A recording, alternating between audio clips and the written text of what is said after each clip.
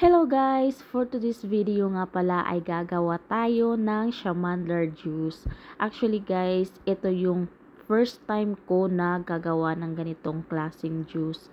So yung kailangan natin dito guys, ay kailangan natin ng 4 na piraso ng orange, 3 piraso ng carrots at 2 piraso ng Shamandler.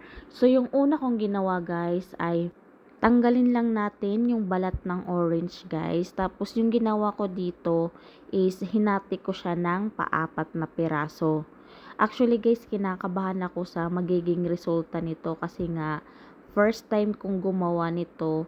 Tapos nag-search lang ako kung paano at yung proseso ng paggawa ng Shamandler juice. So good luck kung ano yung magiging resulta nito. So, ayun na nga guys, pagkatapos natin balatan yung ating orange, ay ilagay na natin ito sa ating blender.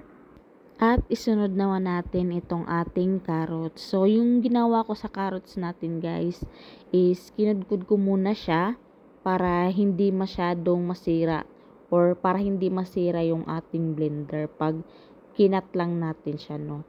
So, next na natin yung ating Shamandler. Syempre, nabalatan na natin yan. At yung gagawin ko nga pala dito guys, ay ikakat ko siya ng maliliit na piraso.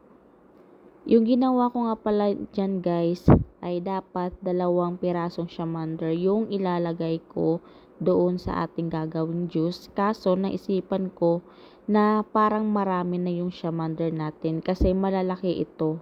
So, ang ginawa ko is 1 kalahati lang yung nilagay ko. At syempre, ayan na nga, ready to blend na yung ating mga sangkap. At syempre, nag-add na rin tayo ng tubig. At ayan, ready to blend na.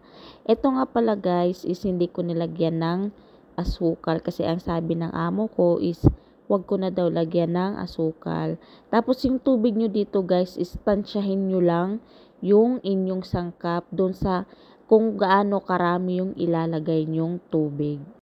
Kung sa tingin nyo guys is durog na yung mga sangkap, yung gagawin naman natin next is atin naman itong sasalain. Kasi nga yung kailangan natin is yung juice lang.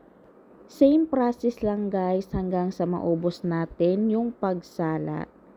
Good luck na lang talaga self sa magiging resulta nito. At syempre, yan na nga yung huli o last na isasala ko. At pagkatapos niyan, syempre, titikman na natin. At ayan na nga guys, tinikman ko na nga. At syempre, pasok yung lasa.